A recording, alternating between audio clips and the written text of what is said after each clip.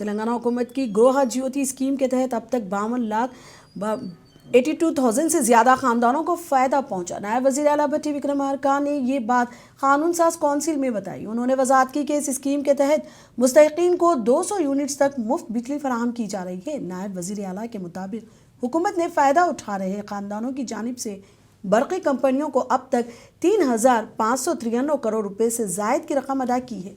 भट्टी के मुताबिक इस स्कीम से ख़ानदानों को माशी सहारा मिला है और वो अपने बच्चों की बेहतर तालीम और सेहत पर तवज्जो दे पा रहे हैं। పేద మధ్యతరగతి కుటుంబాలకి పెద్ద ఎత్తున ఉపయోగపడాలనేటువంటి ఒక ఉన్నతమైనటువంటి ఆలోచనతో వారి కరెంటు ఛార్జీలు విద్యుత్ శక్తికి సంబంధించినటువంటి ఛార్జీలని ముఖ్యంగా ఈ రాష్ట్రంలో ఉన్నటువంటి మహిళలందరికీ కూడా మహాలక్ష్మిలాగా గౌరవిస్తూ 200 యూనిట్ల లోపల వరకు వాడకందారులందరికీ కూడా ఉచితంగా కరెంట్ ఇవ్వాలనేటువంటి ఆనాటి కాంగ్రెస్ పార్టీ యొక్క ఆలోచనలు ఇచ్చినటువంటి హామీలని అమలు చేస్తూ ఇప్పుడున్నటువంటి ప్రభుత్వం ఈ 200 యూనిట్ల వరకు పెద్ద ఎత్తున రాష్ట్ర వ్యాప్తంగా అమలు చేస్తున్నటువంటి మాట వాస్తవం అధ్యక్ష. ఒక కుటుంబాన్ని యూనిట్గా తీసుకొని ఇస్తున్నాం కాబట్టి మహిళలందరికీ వర్తిస్తున్నట్టే ఇది 200 యూనిట్ల లోపల వాడకందారులందరికీ.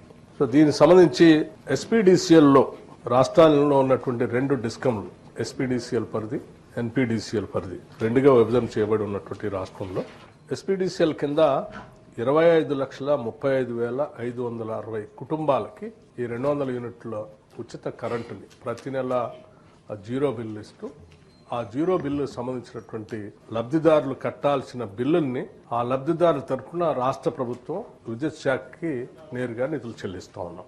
అట్లాగే ఎన్పీడీసీఎల్లో కూడా 27,46,938 కుటుంబాలకి ఈ 200 యూనిట్ల ఉచిత కరెంటుని అమలు చేస్తా ఉన్నాం. మొత్తంగా వెరసి రాష్ట్రంలో 52,82,498 కుటుంబాలు ఈ 200 యూనిట్ల విద్యుత్ శాఖకు సంబంధించి.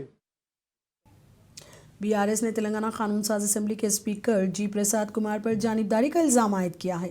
रियासत की असल पोजीशन पार्टी ने जुम्मे के रोज़ असेंबली इजलास के बाइकॉट का ऐलान कर दिया। बीआरएस के senior MLA T Harish Rao ने इल्ज़ाम लगाया कि कांग्रेस हुकूमत असेंबली को एक तरफा अंदाज में चला रही है और बीआरएस की आवाज़ को दबाया जा रहा है। उन्होंने कहा कि स्पीकर ने जानिबदार रवैया अख्तियार करते हुए बीआरएस अरकान को वज़ीर आला रेवंत रेड्डी पर तनकीद से रोकने की कोशिश की जो जमहूरी इक़्तिदार के खिलाफ है।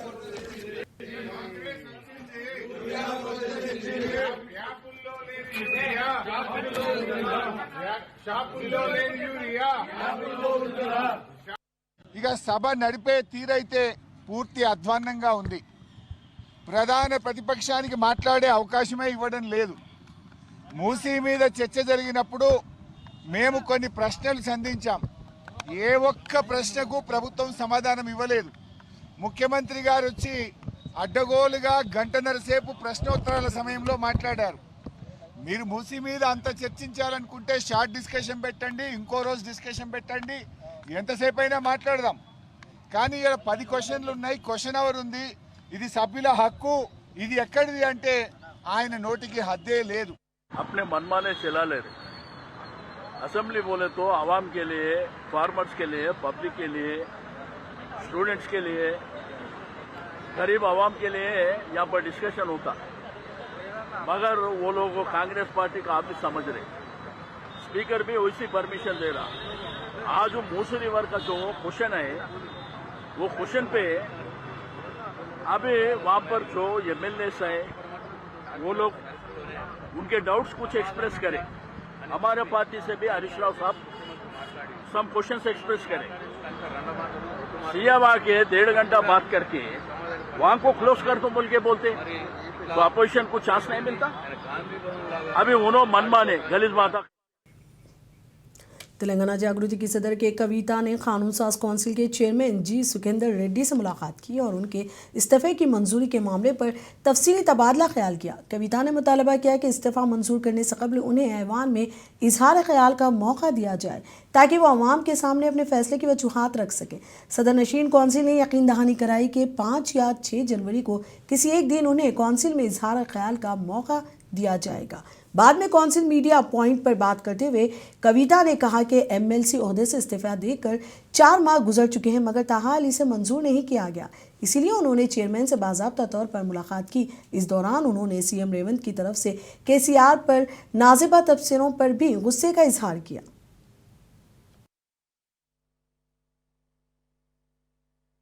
It's very unfortunate that a person sitting in the Chief Minister's position is not living up to it. We expect more dignified comments, more dignified kind of a dialogue from a Honorable Chief Minister, which unfortunately Mr. Revanth Reddy is failing time and again. And yesterday's remarks are par any decency and dignity that is expected of a Chief Minister. Especially when he said KCR should be hanged once. I believe Mr. Revanth Reddy should be hanged twice, because he actually hails from Palamur Rangareddy district. And if Mr. KCR has sabotaged Palamur Rangareddy project, then what has Mr. Revanth Reddy done in the last 2 years?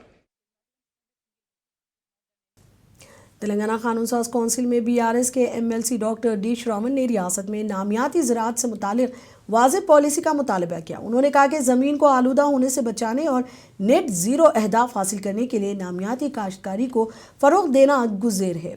D Shravan ने हुकूमत से मुतालबा किया कि किसानों को नामियाती बीजों की फराहमी, तरबियत और बेदारी के लिए ठोस इक़दामात पर वजाहत पेश की जाए। చాలా రాష్ట్రాలు చాలా అగ్రెసివ్గా ఆర్గానిక్ ఫార్మింగ్ని కానీ న్యాచురల్ ఫార్మింగ్ని కానీ వీటన్నిటిని కూడా పెద్ద ఎత్తున ప్రమోట్ చేస్తూ ఉన్నాయి. కానీ తెలంగాణ రాష్ట్రంలో ఇంకా పూర్తి స్థాయిలో అమలు చేయవలసిన అవసరం ఉంది.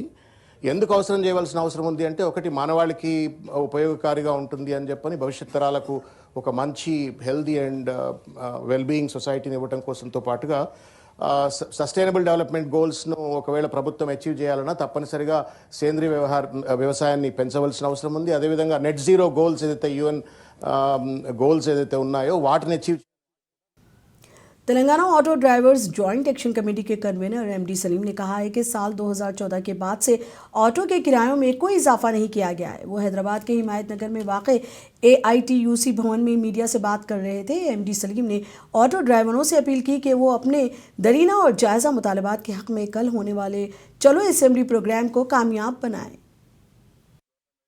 2 साल से हमारे ऑटो वालों के प्रॉब्लम्स एक भी बुला के हमारे यूनियन लीडर्स को और जेएसी को बुला के कोई भी जो है ना ट्रांसपोर्ट मिनिस्टर हो दो या कोई भी मिनिस्टर हो दो या लेबर मिनिस्टर हो दो, हमारे को बुला के इसके बारे में हमसे बातचीत नहीं कर रहे हैं। इलेक्शन से पहले जो है ना उन्होंने हमसे वादा किए थे, जो तेलंगाना गवर्नमेंट जो 10 साल बीआरएस गवर्नमेंट थी, उन्होंने जो ऑटो वालों के लिए जो डिमांड्स कोई सा भी डिमांड पास नहीं करे, तो जो है ना हम आने के बाद हम आपके जो भी प्रॉब्लम्स है, जैसा वेलफेयर बोर्ड है साल को 12,000 रुपए देते, जो आंध्र प्रदेश में जगन 10,000 रुपए दे रहे थे जो सीएम थे, तो हम जो है ना 12,000 रुपए देते बल्कि प्रॉमिस। मजलिस के फ्लोर लीडर अकबरुद्दीन अवैसी ने शहर में ट्रैफिक की खराब सूरत हाल पर शदीद तशवीश का इजहार किया। उन्होंने कहा कि क्रिसमस के मौके पर उनके ड्राइवर रुखसत पर होने की वजह से वो खुद हैदराबाद में गाड़ी सही तरीके से नहीं चला सके। अकबरुद्दीन अवैसी ने बताया कि अगरचे वो ऑटो कार चला रहे थे तो इसके बावजूद उन्हें सख्त मुश्किलात का सामना करना पड़ा, क्योंकि सड़कों पर कोई भी ट्रैफिक कानून पर अमल नहीं कर रहा। The toughest job now, the toughest job is, sir, driving a car. My driver, sir, my driver had gone for a holiday. He wanted to celebrate the Christmas. I said, okay, you go. 2 days, after long years, I had a chance of driving a car. And it wasn't an gear, first, second gear, kind of automatic car, sir. Automatic car bhi, I said, I just can't do it. Medak में नए साल के मौके पर तलबा को सर्दी से महफूज रखने के लिए कंबल तकसीम किए गए। इस काबिल सताइश काम को अंजाम देने पर जिला कलेक्टर राहुल राज ने अफसरान, अवामी नुमाइंदों और मीडिया नुमाइंदों का शुक्रिया अदा किया। जुमे को कलेक्ट्रेट दफ्तर में जिला कलेक्टर ने बताया कि उन्होंने नए साल के तोहफ़े के तौर पर गुलदस्तों और शालों के बजाय तलबा के लिए कंबल फराहम करने की अपील की थी, जिस पर मुस्बित रद्द-ए-अमल सामने आया। इस अपील के नतीजे में बड़ी तादाद में कंबल जमा किए गए। कलेक्टर के मुताबिक सरकारी वेलफेयर स्कूलों के तलबा के लिए तकरीबन 2,500 कंबलों की ज़रूरत थी, जिनमें से 1,000 से ज़ायद कंबल मौसूल हो चुके हैं, जिन्हें जल्द ही तलबा में तकसीम किया जाएगा।